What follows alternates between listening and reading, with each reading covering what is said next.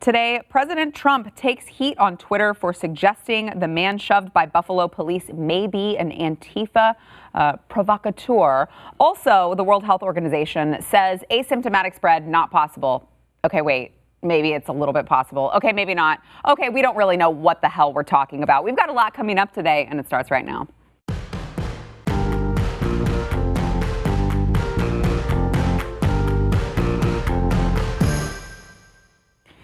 Welcome to the News and Why It Matters. I'm Sarah Gonzalez, today joined by Newsmax host Grant Stinchfield, host of the Saturday Report. Thanks for being here. Great to see you. I can't stop looking at his jacket. I love the jacket. I mean, the shirt too. I love Nothing triggers like truth. It's so true. You know, my father is a huge New York liberal, tells me don't wear T-shirts because he doesn't like what they say.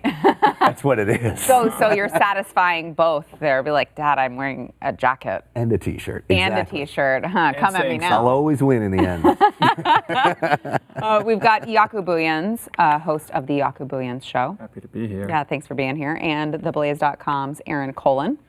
A pleasure, as always. My favorite Blaze reporter. Shh, don't tell the others. We've got a lot to get into.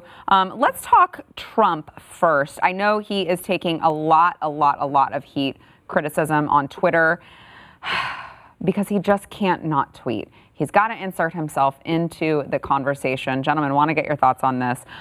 So last week, we saw video emerge of the Buffalo police pushing, or one of the policemen pushing a protester. And I want to replay the video just to refresh your memory, but I do want to warn you guys again. I know we played it before and I gave you this warning, but in case you are not watching, I would not have my children in the room while watching this. It's a little bit disturbing, a little bit graphic, so remove your young children. You have been warned. Here is the video that took place last week, and then we'll get into Trump's thoughts. He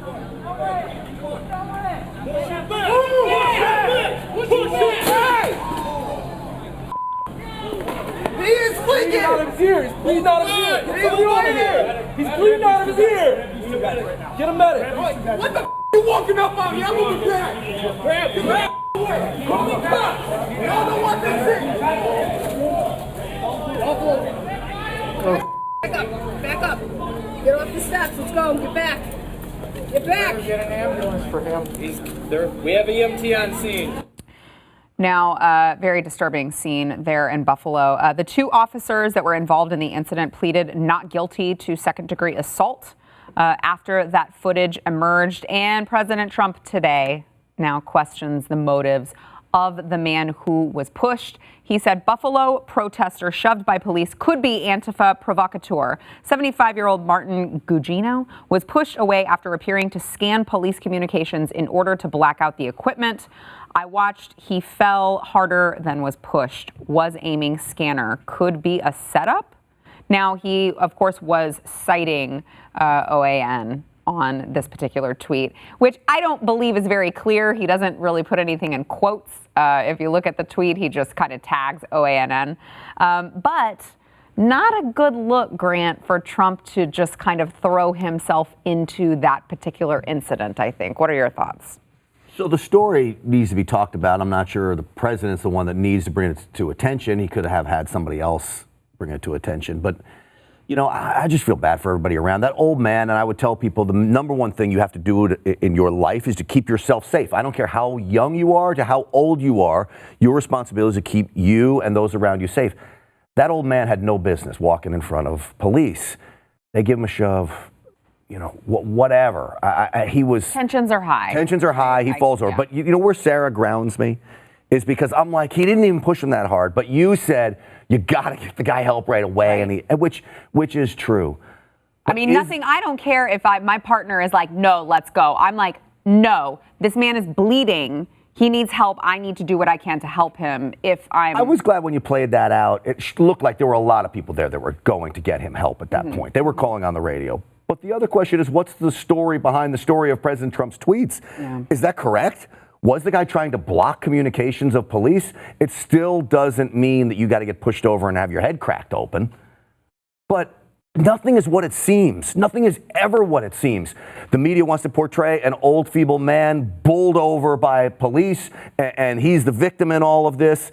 The other side wants to portray that somehow he is trying to block communications. In the end, nothing's what it seems. Like everything's massive confusion, and people's motives, there's always an ulterior motive behind something, including that old man. I'm sorry he got pushed over. Didn't deserve to get pushed over, but don't put yourself in front of a marching line of police officers, and don't try and block communications if that's what you were trying to do. Yeah.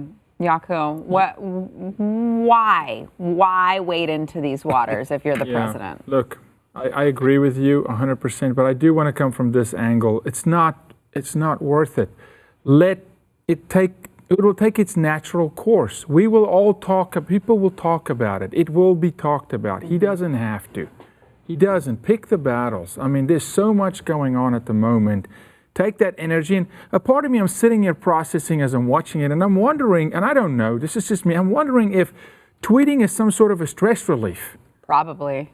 For the president. I mean, I'm being serious. I'm being honest. I'm just being honest. Do you think he knows more than we do, though? That he knows who he's tweeting for, he knows who he's riling up, and the people that hate him, it's not going to make a difference anyway? I do. Grant, I do think he knows. Of course, I do think he knows more. I would be naive to think he doesn't. But still, I would hope, for his sake, and for the sake of just calming certain things down, there's so many irons in the fire at the moment. We need to take some out. We don't need to put more in. And yes, it's unfortunate. Number one, don't stand in front of a marching group of police, anybody, even if you're 16 years old. That's not wise, not when tensions are this high. Why the guy was there, I don't know, but I'm going to come with the angle, pick the battles, right? I mean, people will talk about it. Justice will be done there. They were going to investigate it anyway. We don't need him to weigh in on that stuff. Yeah, and I think it kind of misses the point to say, well, we saw this bad situation happen where this guy got knocked over, pushed over, tripped over, whatever. Whatever his background is, I don't know that even played into the situation we saw in the video. So if he is, what Trump says he is, then okay, let's look into that, let's find out. I don't think it changes whether you think that situation was good or bad, right or wrong. The discipline of the police officers, whether you think that's right or wrong. I mean, that situation is what it is. The police department put out a statement that didn't say anything like that. They said there was a little skirmish and the guy fell down. He tripped and fell. So, I mean, if there was something else going on, you got to be transparent to the public about it. Otherwise, we're going to just take the information you give us and make a decision about it. And to your point, Trump doesn't need to be the one putting this out there. He's got so many bigger things to deal with than one 75-year-old guy from Buffalo, New York, getting knocked over. Why does he need to be dealing with that? The previous week. That's the what previous gets me. week, yeah, we had last kind of week. moved past it in a way. Why tweet about it now? And so now we need you in office. We don't need Joe Biden getting an edge on you. It dominates the news cycle, and it might, I don't know, it might hurt him in the polls with some people who are kind of on the fence. It might not. It might be inconsequential, but it's unnecessary. And that's always my thing with Trump tweets is when they're unnecessary and they're stirring things up, just don't do it. You can use that platform to reach people in a good way. Just don't do things like this. That's my So the common sense in me says, yeah, all you guys are right. I'm not going to tweet that, right? I've got my. If you're President Trump, you don't want to give the press more ammunition to use against you. 100%, except for the fact that this is what he was doing all the way leading up to the election. No, he did every single one of these things. Why would he think it's going to hurt him when he got elected the first time around doing it? Yeah, and if just one other thing, Sarah, if I can, right? When we react to society, we're late. And I'd like to see us get ahead of stuff, right? Stop reacting and start initiating some concepts and ideas to bring us back together, right? We can't just react. Yes, we're reporting news, but I'd like to see the president get really active on his Twitter account with some proactive measures, getting ahead of stuff, right? Not just reacting. It's a week after it happened. That's reaction, right? And right now, it's almost like, what's the right thing to say in society? It's almost anything you say when you react, they're going to throw arrows at you. So I'd like him to dodge a couple of those. Yeah. Before we move on, let's just for the audience to take one more look at this video of the man, because I will say this, I went back and watched the video after I read the Trump tweet, because I never noticed him looking like he was scanning at all. It does look like he's scanning, I think. I don't know the whole story. I don't think that there's any excuse for pushing an older man on the ground and not going to his aid. But just watch for yourselves. Here is the man again, and it does look, he's doing something with his hand. I don't know what. Watch. Oh, for sure. He is bleeding out of his ear. He's bleeding out of his ear. He's bleeding out of his ear. Okay. What the f*** you you walking up? Yeah, we don't need. So to see that if he was doing something like that, then you apprehend him, you take the device or whatever. It still, to me, doesn't play into. They didn't look like they cared what he was doing. They just looked like he was in the way and they were, moving past him and he got knocked over. Would a reasonable person really think, though, that with the force that the officer pushed him, and I'm not defending the officer, but would a reasonable person think that the guy's going to go flying backwards and crack his head wide open? I mean, I can, No, but at a time like this, where they're out there because there are protesters protesting police brutality, certainly it's not great for optics to put No, your it hands on 100% is not great for optics. Yeah. It's not. All right, moving on. But speaking of Antifa, Bill Barr, Attorney General Bill Barr, during a Fox News interview, was explaining, a lot of people have been asking Antifa, obviously people are saying that they have kind of co-opted this Black Lives Matter protest, turned it into riots. A lot of crimes have been committed. Why have Antifa arrests not been made? Here is what Bill Barr had to say on the matter. There's a lot of people that have been charged with crimes related to the protests that devolved into riots and looting. To my knowledge, none of the criminal complaints have mentioned Antifa. Why is that? We have some investigations underway and very focused investigations on certain individuals that relate to Antifa. But in the initial phase of identifying people and arresting them, they were arrested for crimes that don't require us to identify a particular group or don't necessitate that. Does Antifa have leaders? It's a very loosely organized group, and they have sort of a unique or unusual system of communication and organization. There are people who can be characterized as leaders in any given situation.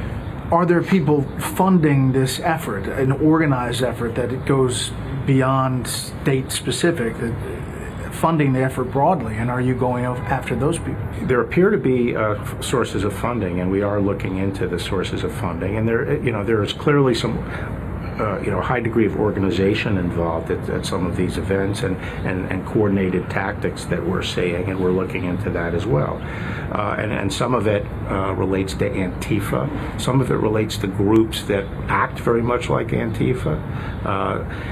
As I said, there's a witch's brew of extremist groups that are trying to exploit this situation on all sides. Okay, is Barr actually going to expose Antifa's roots? All right, so it's interesting because he said two things. He said it's loosely organized. Right. And then later in the interview, he said they're well organized or something to that effect. Leader, yeah. Yeah. I will tell you right now, Antifa is well organized. It is also well funded, and it is well planned out. And I believe the attack on America that we saw, and that's what it really was, has been in the making for years. They were waiting for their chance to strike, and they did. How else do you get bricks spread around cities across America? There was a man arrested planting Molotov cocktails in bushes. You have to make those. That takes premeditation to do that. Attorney General Barr is being very coy there. They would not say we're going to label this a domestic terror organization if there was not some command and control structure there. There absolutely is. This is a well-organized group, and they're out to do all of us harm. I'll say this to you. It's very well organized and it's very high up. And because it's very high up, he's not going to spill the beans on national television. That's not how you uncover a cell like this. This is not the Obama administration where we warn our enemies of the time and date we're coming. Okay? They're doing deep intel. This is how you uncover a cell like this, is you do it behind the scenes, and then you strike hot and fast. And you got to take time because it's got to hold up in court. Because the guys that are going to go after they're funding this are bigwigs. These guys wave big sticks, and you don't do this fly by night. So he's playing it, I think he's playing it smart. He's giving an answer. He's not avoiding the topic, but he's not going to spill the beans. I really do believe, because they know it's very well organized. They're going after some big guns. He said enough, to confirm that he believes it's Antifa and to confirm that idea. Obviously, like you said, he can't just spill all the specifics of it and if there's an ongoing investigation. But what I want to see, it's important to see this through to the end. Even if this moment passes where the riots are gone and it's not in the front of our mind, this has to be seen through because there's so many narratives about who's causing this. But from day one in Minneapolis, you saw people in all black with masks on, throwing bricks in Target and setting fires and things like that. It's clear that this was not started by the people who were starting the peaceful protest.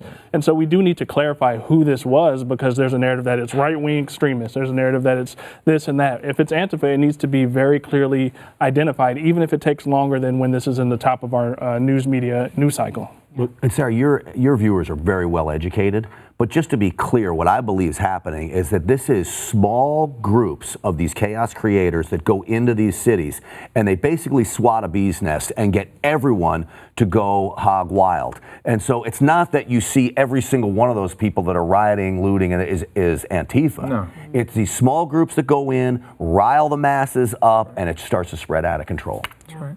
All right, we have got a lot more coming up. First, we want to thank our sponsor of this segment, Freedom Project Education.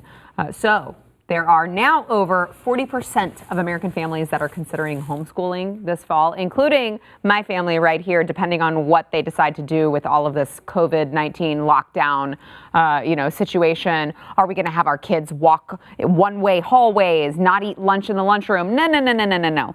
Give me another option. All right, so according to the Nation's report card, reading and math proficiency has declined steadily over the last 10 years. So put those two factors together, the decline of public schools and also all of this coronavirus nonsense, and you get the option of Freedom Project Academy. Freedom Project Academy is here to help your children get back on track with a live, interactive, online educational experience. Your kids will be learning with kids from across the country, and they will do so in their own home or wherever you guys are at. If you want to travel, they can do it on the go. They can do it wherever you are at. They can receive an accredited classical online education built on Judeo-Christian values. This is for K through 12, so they can finish high school with Freedom Project Education, who teaches your kids how to think, not what to think. That's important when you're comparing them to all of these public schools who are indoctrinating your children with liberal values. You can go to freedomforschool.com. That is freedomforschool.com. Request a free information packet.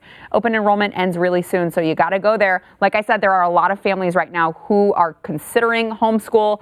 Do not wait until it's too late. Request your free information packet by going to freedomforschool.com. That is freedomforschool.com.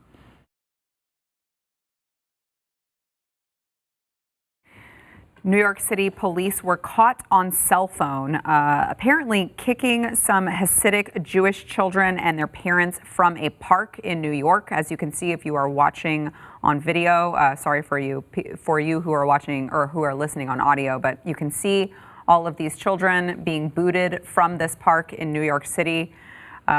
Interesting under Mayor Bill de Blasio, who has his own history of anti-Semitic remarks.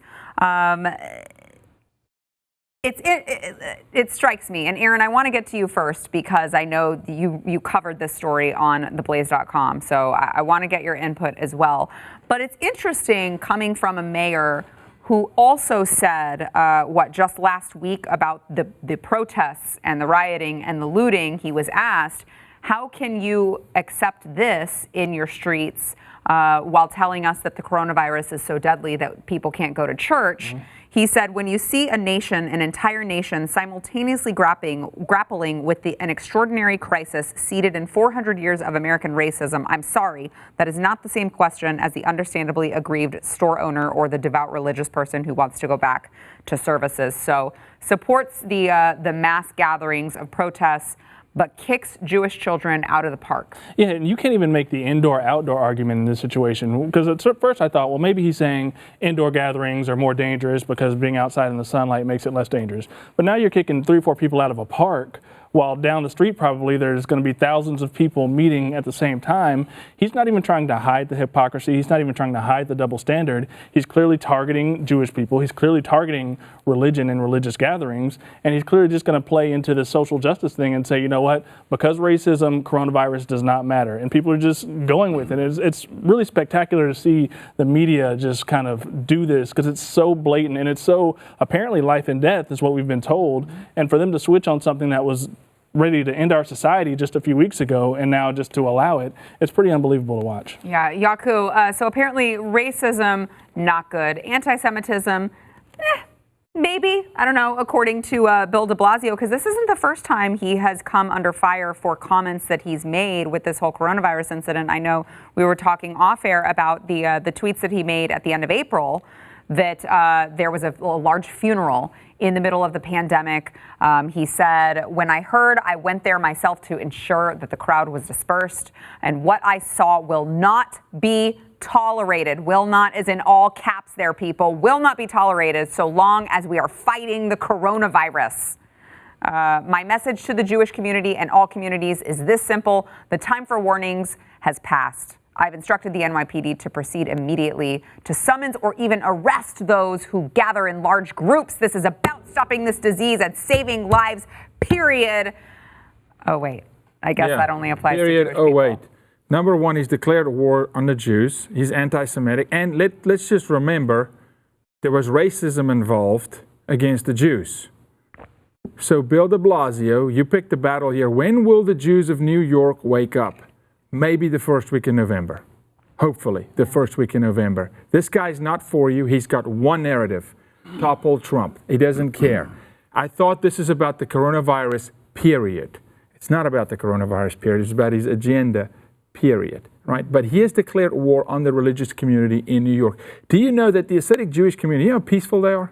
Yeah. That is an extremely well-behaved, well-mannered, right, Orthodox community. You're going to throw them out of a park, little kids, and down the street you got thousands upon thousands. Now, he's made a clear statement. Let's not pussyfoot around this one. This guy declared war in New York against religious freedom, and he's targeted the Jews. He needs to remember who runs Wall Street. It's the Jewish community, okay? I hope they wake up and stand up and say, we're going to take our city back. Yeah, Grant. Bill de Blasio for a long time has been to me an absolute bozo. Mayor de Bozo. It's the only way you can explain him. He clearly is an anti-Semite. Yeah, he clearly is pro-criminal. Yeah. Because to me, every action I see is he targets the law-abiding. Yeah. Whether it's Jews trying to grieve over a funeral, whether it's Jews in the park with their kids, and we know all the evidence shows right now that this virus is not spreading in open air in parks like this, or whether it's law-abiding gun owners in his city that he does not want them to be able to protect themselves whatsoever. Those are law-abiding individuals. Who does he coddle? The criminals that run rampant in his streets. And, I mean, you know, it just kind of blows my mind because I tweeted out something earlier that was just in reference to all of the protests. I believe it was it Los Angeles that we were talking about? Mm-hmm. They showed this overhead view of the Los Angeles protests for George Floyd. And I mean, it was just massive. All you could see were people just everywhere. And I said, you know, it's just interesting because my husband can't come to the sonogram, the next sonogram of his unborn child, but this is acceptable. It's almost like coronavirus wasn't ever really about protecting the public and more about control. And now I'm told, because I dare tweet that out, I'm told that I'm putting, you know, my own personal privilege above fighting racism. And as you said before, coronavirus was a racial issue in the media. It was black communities are being disproportionately harmed by this coronavirus. So taking these social distancing steps is a step to fight racism. That's what we were told. Mm-hmm. And so now, how can they both be true? Which one is it? And the messages are so convoluted at this point that nobody's going to trust the officials because they know that it's all agenda driven and none of it is based on science or based on people's public safety. Because, Yaku, if they were really, as Aaron said, if they were really concerned and they were, you know, like we're out here for Black lives because Black Lives Matter, we're concerned that the coronavirus is, you know, hitting persons of color at a disproportionate number. Why would you want a bunch of people of color gathering together with no masks? His own daughter was out there, and he said he was proud of his daughter for being out there. You know, she's out there breaking the law, and he's like, "No, good, go for it." You know, isn't that? I mean, if that's what you believe, that coronavirus is A, deadly and B, deadlier to Black people, isn't that what would be happening? You would essentially be killing more Black people. These are the same people who's mask shaming people in stores and in masks and you know, making people feel terrible and save a life, wear a mask and save a life, social distance. But right now we're going to just change the game a little bit. Because what we said last week doesn't work for us right now, and we can do that. Oh, that's right. We do that every week. I'm sure they'll go back to it when they want the mail-in ballots in November. We can't go outside. No, you can't go back. I would just like to say I was persecuted over Memorial Day because I was at the beach, and the media was screaming and yelling that I should not be at the beach with all of these people, and I felt persecuted for that. Now, the protesters are fine, and you want to know the bottom line? If you're peaceful, go out and protest in large groups. I could really care. You're not going to get the coronavirus. Exactly. If you want to go to the beach, go to the beach. If you want to go play with your kids in the park, go play with your kids in the park. And Sarah, take your husband to the sonogram. You're not getting coronavirus. Right? Wash your hands and don't cough in people's That's faces. the thing. That's what they're saying now. They're saying wear a mask and be careful. Well, if that worked, then it could have worked the whole time. Right. So what are we talking about right now? Yeah. Oh, so frustrating. All right. We've got more to come, including, speaking of coronavirus, the World Health Organization, who was like, yeah, so asymptomatic spread isn't possible. Oh, wait, just kidding. I mean, it kind of is. We don't really know what we're talking about. We just like to use big words and make ourselves sound smart. First, we want to thank our sponsor, Ruff Greens. So if you are a dog owner, I know you love your dog, you want the best for your dog, you buy them this dry dog food and you look at the ingredients. If you're like me and you're like kind of crazy about health and nutrition, even with your animals, you look at the ingredients and you're like, okay, this has really good, clean ingredients in it. It's good for my dog. My dog will thrive on this. Well, since it's dry, I didn't know this until I actually looked into it and had heard of Ruff Greens. If it's dry, they're sterilizing everything and they're killing all of the good stuff that is supposed to stay in your dog's food. They're not getting all the nutrients that they need to live a healthy life. Who would do that? I know, right? Thanks a lot, Purina. Guess I'm not getting them as a show sponsor anytime soon. That is where Ruff Greens comes in. It is a dog food supplement. You put it on top of your dog's food and it brings back all of the vitamins, minerals, digestive enzymes, probiotics, omega oils, antioxidants, especially if you have by the way, an older dog. It's going to give your older dog more youthful energy and improve their mobility and joint health. And your dog is going to love it. It's been a lifesaver in my house, even for our puppy, because she is a super picky eater. And I know that she's actually getting the nutrition that she needs with Ruff Greens because she actually eats her food. You can take the Ruff Greens 14-day Jumpstart Challenge today. For $14.95, you will see the difference in your dog in 14 days or less. We have all tried it here at BlazeTV. Our dogs love it. So do we. If you want to see your dog thrive, you can go to ruffgreens.com/blaze. That is ruffgreens.com/blaze.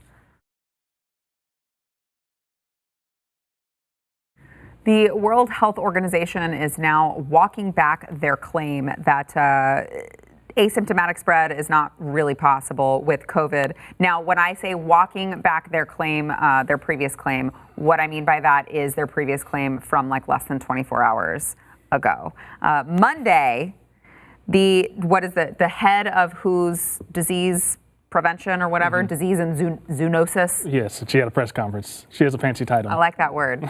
It never does heard make that me one. sound Zoonosis, very, yeah. It does make me sound very sophisticated to talk about zoonosis, and watch, I probably am not even pronouncing it correctly. But yesterday she said, from the data we have, it still seems to be rare that an asymptomatic person actually transmit onward to a secondary individual. It's very rare. We have a number of reports from countries who are doing a very detailed contact tracing. They're following asymptomatic cases. They're following contacts. It's very rare. They're not really finding it. Oh, fast forward less than 24 hours later. And now she says, same lady, by the way. Am I correct, Aaron? Yes. Okay. Aaron wrote about this. Same lady says, it's a really complex question. And we don't actually have that answer yet. There are some estimates that suggest anywhere between 6% of the population and 41% of the population may be infected but not have symptoms, within a point estimate of around 16%. So the majority of transmission is from people who have symptoms and are spreading it through infectious droplets, but there are a subset of people who don't develop symptoms. Grant, I mean, that's good because it's only somewhere between the 6% and the 41%. So, I mean, I'm really glad that they've narrowed it down. You know what she has done, which I know was her goal, was to absolutely confuse me. What in the world is she talking about? So what they're saying is it only spreads if you're sick, you get it, but then you're asymptomatic. But if you're asymptomatic, you're not spreading. First off, if you're asymptomatic, what the hell's the difference? Where I got it from or who I give it to, if you end up being asymptomatic, who cares? Right. Right? And you build herd immunity. Yes, that's true. I guess the what I've heard from the people who are very pro-lockdown is that you might not know, you don't know you have it, so you're going to the store, you're going out and doing things, and you could be infecting people who may not be symptomatic. So that's the problem with this, is that we start off saying asymptomatic spread is the biggest concern, and that's why we have to lock down. And so then they come out and say it's very rare. That's a game changer. That changes all the policy implications of it. And so for them to do that, and that's the biggest headline of the day, for them to come back the next day and say, well, actually maybe 40% of the people who are asymptomatic are spreading this thing, that changes everything. So there's no credibility left. I mean, there wasn't really any left with the World Health Organization, but this just kills it even more. And now we need to know what the truth is about this, because if it's true that asymptomatic people aren't spreading this, we got to end all the lockdowns. We have to say, sick people, you got to stay home, but everybody else can go about your business normally. If you get sick, stay away. It changes I would say everything. even if asymptomatic people are spreading it, you've got to end the lockdowns, because you're making people wear masks. You're asking them to be 6 feet apart unless you're rioting or looting. And so what is the point of all this? We now know that the death rate has plummeted to like minuscule levels because of all these asymptomatic patients. I'm actually done with the lockdowns. I'm done. I'm done with it all. Were you ever really on board with that? No, nor was it. I never was. No. You know why? Because I'm tough. Hey, listen, I'm so not tough when I get sick. By the way, you asked my girl. You got a man cold? I'm not tough. Yeah, you get a man cold. I can totally see it. I say this proudly. I've worn a mask twice because Costco forced me to wear a mask to go into Costco. I'll say this: 6 to 40%. Here we go again. This is like taking kids to the bowling alley when they put little bumper rails up, right?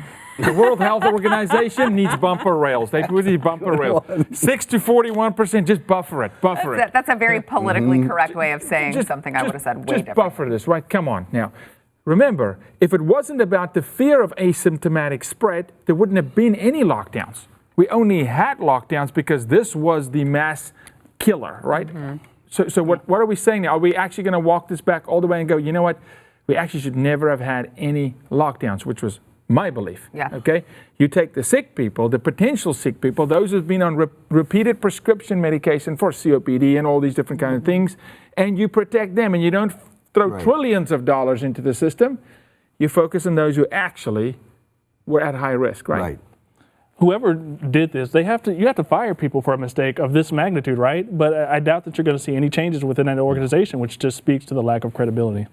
Well, Aaron, how does she get away with doing such a substantial 180 in so short of a time? It was fascinating because they ran her back out there to talk about it, and she basically was just like, yeah, I got it wrong, or you guys kind of misinterpreted it. And another guy came out and said, yeah, we might have gotten that one wrong, but they just went forward as if there was no consequences to the things that they come out and say. They're still the World Health Organization, and whether we like them or not, a lot of people still listen to what they say.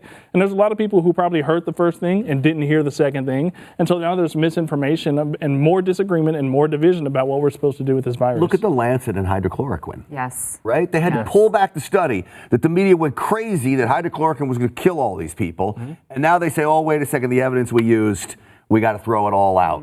Minuscule coverage, by the way, in the mainstream media that study got thrown out. Yeah. Which, by the way, I loved. I saw one headline reporting that. I want to say it was the Wall Street Journal. Maybe it was a local Fox channel, but and it said that they retracted the study, but they said it retracted the study of that anti-malaria drug. Like it wouldn't list the name. Wouldn't even say the name. List the name because they knew that name recognition, I'm sure, would out them. You know what I call that? Even more. That's called lies by omission. Yes. And that's how they may not lie straight to your face, but they leave stuff out like the name of the drug. Right. That's a lie. Yeah. Welcome to the mainstream media. Yeah.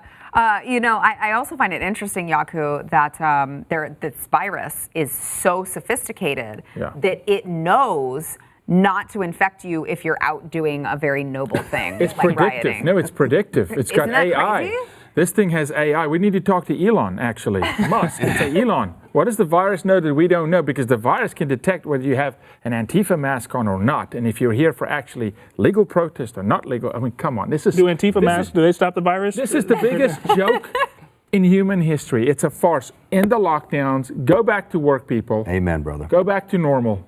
Let's go watch football. Aaron, are you in agreement with them? Yeah, I am, because what we're seeing again is no spikes when these places are reopening. Yeah. We're seeing these protests. We'll see in a couple of weeks, but there's again no indication that these outside gatherings, and if you're taking reasonable precautions, that these things are going to cause a big spread. And so it seems like we do have to get back to normal. We can't do this forever. Yeah. Maybe tear gas kills it. Maybe that's why they're not getting the virus. It's afraid of rubber bullets. Right, it's afraid of rubber bullets. Come on. Maybe. The tear gas. So very quickly, I want to go around the table. Do you think the history books will accurately reflect what is happening right now and how horribly wrong they got it? Depends who's writing the history books. Right now, no. Okay. Yeah. No. If you know who's writing history at the moment, no. Yeah, based on what's in our history books now, there's no indication that they're going to get this. Is it a professor at a major university? No. Right. Then it will not reflect it properly. So sad, because we're living it, and I'm like, we are living through the biggest scam, political scam of all time. Future generations won't believe the things that we're dealing with. They couldn't have been that stupid. Yeah.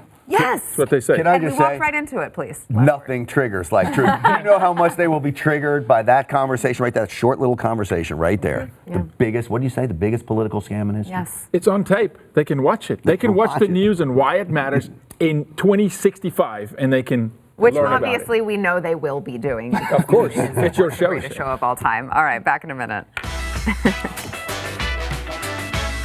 I mean, I really legitimately am just like, we are living through like historical stuff. Representative Alexandria Ocasio-Cortez is accusing White House Press Secretary Kayleigh McEnany of racism over her comments that she made about Congress members supporting defunding the police. Now, just for full context, let's listen to Kayleigh McEnany herself talk about certain Congress members who are supporting defunding the police. Watch. The president is appalled by the defund the police movement. The fact that you have sitting congresswomen wanting to defund the police, notably Rashida Tlaib, notably Biden advisor AOC Alexandria Ocasio-Cortez, a former Clinton and Eric Holder spokesperson Brian Fallon, wanting to defund our police across this country, it is extraordinary. Now, you probably listened to that and you're like, I don't understand what the big deal was. Well, here was the big deal, according to AOC. She said that the press secretary wouldn't be the first person to mistake a woman of she said that's a typo, AOC, to mistake a woman of color for having a lower position or title than she does. But Kayleigh, in case you haven't picked up a newspaper in 2 years, I'm a congresswoman. The press secretary's comment is steeped in a long, hurtful, and horrendous history of stripping women of color of titles and diminishing them to, quote, the help. Perhaps she isn't aware that what she did is mired in racist history. If that is the case, I look forward to her apology tomorrow. Well, she didn't get that apology, shockingly enough. Kayleigh McEnany just tweeted out in response to her stupid tweet. Read the transcript, Congresswoman. And then she lists the transcript where she very clearly said that you have sitting congresswomen wanting to defund the police. And then she talks about Rashida Tlaib and AOC, both who are sitting congresswomen.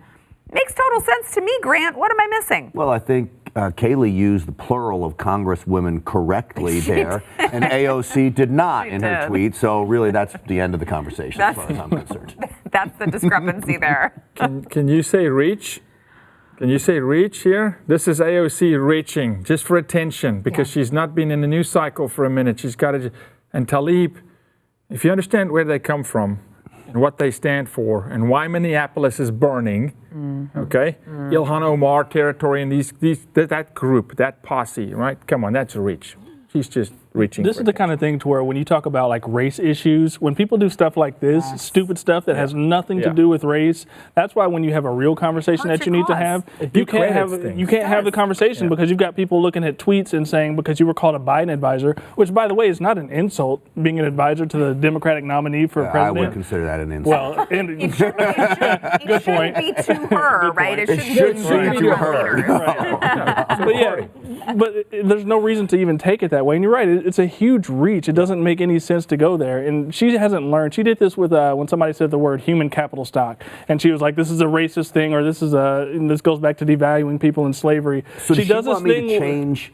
Because I don't call her a congresswoman. I call her former bartender, AOC. Oh man, so that's extremely racist. That's racist. Yes. Okay, it's the truth. Wait, is it racist or sexist? But wow, he might be hitting a double whammy. She is a former bartender, so to Can we me see that your makes shirt it again? Can we see not true. I mean, really, Yaku, you do bring up a great point. She has not been in the news cycle for a while. You can almost time these things. Insert herself. Yes, but it really is. It's so frustrating because I don't believe that there is institutionalized racism in America. I don't believe that there is systemic racism. However, there are incidents that happen across the country that we should be able to draw attention to. This distracts from that. You just devalue the word. Yeah. It devalues the real cases. I mean, absolutely, 100%. She devalues the United States Congress. Why? No, of course. No, she does. And why? Because it's all about her. Are there issues going on in her district to be worried about besides what Kayleigh McEnany is saying at these briefings? Is she focused on what's going on there? No, I'm sure she's not. I'm sure her people haven't seen her in God knows how long. Yeah, but Good point. Can we just talk for a second about how great Kayleigh McEnany is doing? Amazing. On fire. I have such a girl crush on her. Do you mind sharing what you coined? What we were talking over the break, and I just said, I just love the way that she's asked a question by the press, and she's just like, let me get my burn book. Turn to page 43. Oh, here it is. I'm about to scorch your rear end. Burn book. Yes, that's what it is. And she is so well organized. Prepared. For a new mom, especially. I'm just impressed with your organization. And that's what you have to have in that position with those journalists who are always trying to pick at you and trying to trip you up. You got to have a book full of the facts to throw at them, and they have no response to that because they're just throwing shots at you and trying to see what'll stick. But actually, I'm thinking back at Sarah Huckabee Sanders, who was great, but it was a different approach, right? I'm seeing the press almost coming on a little bit of eggshells going, oh crap, she's ready. Do I work as hard as she's working? Am I as prepared? In the burn book, I like it. Yeah, that's the only thing I know to call it. That's what it is. I mean, we had those in high school, and it didn't, it didn't end well. It didn't end well for the people. Kind of a burn book. It was. No, but she's doing a really great job. I mean, it's just, again, Grant, your shirt. Nothing triggers like truth. Yep. That's all that she's giving them. She doesn't have to reach because she's reading back what they're saying. She's reading their headlines and their quotes. What Obama did, what their response was then. I mean, it's all based in fact, and they just can't handle it. See, they try to weaponize lies. Yeah. But a truth bomb kills everything. Well, the truth sets you free. That's biblical. But I'll tell you something that's really, if you watch her, it's almost like, dang, she got the memo. Of the questions, she didn't, of course, but she's like, I know what page that's on. Yeah, she just turns right to it. It's so crazy. It's incredible. Yeah, Kudos to you, Kayleigh McEnany. to All right, back in a minute. That's why I'm saying, she's so well organized, I feel like. She's not fumbling either. No, she's... All right, yesterday's poll, if the election were held today, who do you think would win? 91% of you said Trump, 9% of you said Biden. Obviously a very, very scientific poll. So that's the actual election results. Right, so yeah, we already know. Right. 91 to 9. Lock it in. Pack it up, people, go home. We already know who won the election. I hope that it's not close at all. Now you know 10% of your viewers are haters. Well, see, so I think it's like trolls who see that someone else has liked the tweet or participated in it, or someone retweets it, and then the trolls get a hold of it or something. That's what I think. Right. Yeah. I mean, hopefully that's the case. I don't know. The polls that are coming out lately do not show President Trump in the lead, but we all know about polls and how well they went in 2016. So today's poll: which of these events was just a photo op?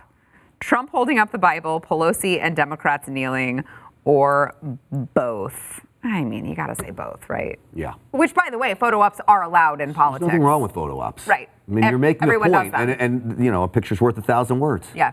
Yeah, I think, is there authenticity behind the photo op? I'd say with the president, yes. This is a Bible reading guy who believes in law and order as well. Is there real authenticity behind the other two? No. Kneeling for 9 minutes with West African cloths over you. Yeah. Nancy Pelosi, I'm not buying it. I'm sorry. It's not working for me. Which I said yesterday that I was surprised that she even got up. Apparently she needed struggled. Help. I went back and watched and I was like, oh, wow. Oh, she did not get up well. Sorry about that, Nance.